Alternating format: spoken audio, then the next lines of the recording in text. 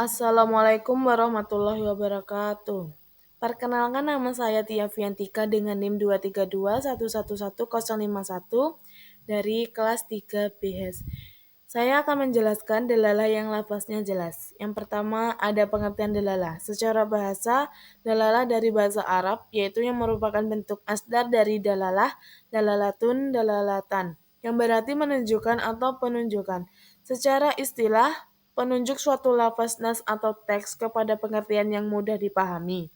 Sehingga dengan pengertian tersebut dapat diketahui ketentuan yang dikandung oleh dalil, nas atau teks tersebut. Kemudian ada macam-macam dalalah yang jelas. Yang pertama itu ada zahir, lafaz yang bisa dipahami maknanya secara langsung, lafaz tersebut sudah jelas maknanya.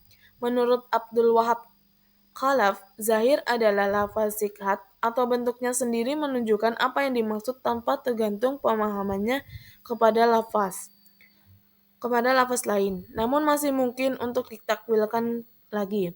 Contohnya pada Quran surah Al-Baqarah ayat 275 yang berbunyi wa ahallallahul bai'a wa harramar riba, yang artinya dan Allah telah menghalalkan jual beli dan mengharamkan riba.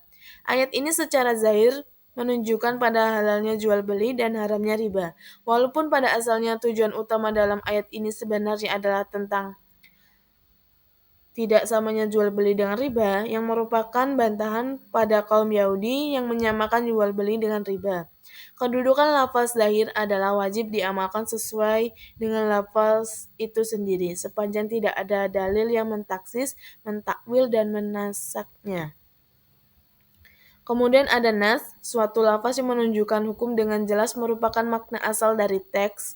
Dalalah nas mempunyai kemungkinan untuk ditaksis atau dikhususkan, ditakwil dan dinas, dihapuskan atau dibatalkan. Contohnya pada surat Al-Baqarah ayat 275 yang bunyinya ahallallahul bai'a wa harramar riba, dan Allah telah menghalalkan jual beli dan mengharamkan riba. Secara zahir, ayat itu menunjukkan pada halalnya jual beli dan haramnya riba. Tetapi makna ini bukan maksud utama ayat itu. Maksud utama ayat itu menegaskan bahwa jual beli dan riba itu berbeda. Tidak sama karena ayat itu bantahan terhadap ucapan orang Yahudi yang disebut dalam ayat Al-Baqarah 275 yang bunyinya zalika bi annahum qalu innamal bai'u mislur riba, yang artinya mereka berkata sesungguhnya jual beli itu sama dengan riba. Dalalah nas dari ayat ini adalah jual beli tidak sama dengan riba. Kemudian ada musafir. Kemudian ada mufassar, lafaz yang menunjukkan suatu hukum dengan dalalah atau penunjukan yang tegas dan jelas, sehingga penunjukan itu tidak mungkin untuk ditakwil dan ditaksis, tetapi dapat dinaskan ketika masa Rasulullah. Contohnya pada surat An-Nur 2 yang bunyinya itu az-zaniyatu waz-zani fajlidu kulla wahidim munhuma mi'ata jaldat. Artinya perempuan yang berzina dan laki-laki yang berzina, maka deralah tiap-tiap seorang dari keduanya 100 kali dera. Kata mi'ata tidak bisa diartikan jumlah lain. Hukum mufassar adalah wajib mengamalkannya sesuai dengan lafaznya. Yang keempat ada muhkam, suatu lafaz yang menunjukkan makna dengan dalalah yang tegas dan jelas serta qat'i dan tidak mempunyai kemungkinan ditakwil dan ditaksis atau dinasak.